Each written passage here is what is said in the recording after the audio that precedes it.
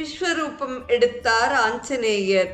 தன் முன் வியாபித்து நிற்கும் அதி தேஜஸ்வியான அனுமனை பார்த்ததும் பிரமித்துப் போனாள் சீதை. அனுமனே, நீ பராக்கிரமசாலி என்பதில் எள்ளளவும் சந்தேகமில்லை. நீ எவ்வளவு பெரிய வீரனாக இருந்தால் இக்கடலை கடந்திருப்பாய். ராவணனைக் கண்டு பயப்படாத உன் தைரியம் யாருக்கு வரும்?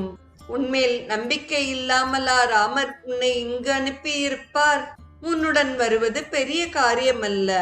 ஆனால் ராவணன் ராமரை பற்றி என்ன நினைப்பான்? ராவணனுக்கு பயந்து உன்னை அனுப்பியதாக அல்லவா அவன் நினைத்துக் கொள்வான். அவருடைய வீரத்துக்கு களங்கம் கற்பிக்கும் இந்த செயலை ஒருபோதும் செய்ய வேண்டாம். நீ திரும்பச் சென்று இந்நிலைமையை எடுத்துச் சொன்னால் அது போதும். என்னை மீட்க சீக்கிரமே படை திரட்டி வருவார்.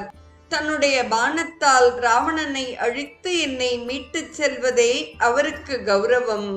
ராவணன் கொடுத்த கெடு முடிய இன்னும் 2 மாதம்தானே இருக்கிறது. அதற்குள் என்னை காப்பாற்ற வேண்டும். இல்லையேல் என் உயிரை மாய்த்துக் கொள்வது உறுதி என்ற சீதையின் வார்த்தைகளை கேட்டதும், அன்னையே, தாங்கள் சொல்வது முற்றிலும் சரி. ராமருக்கு இது நாள் வரை தாங்கள் இருக்குமிடம் தெரியாது.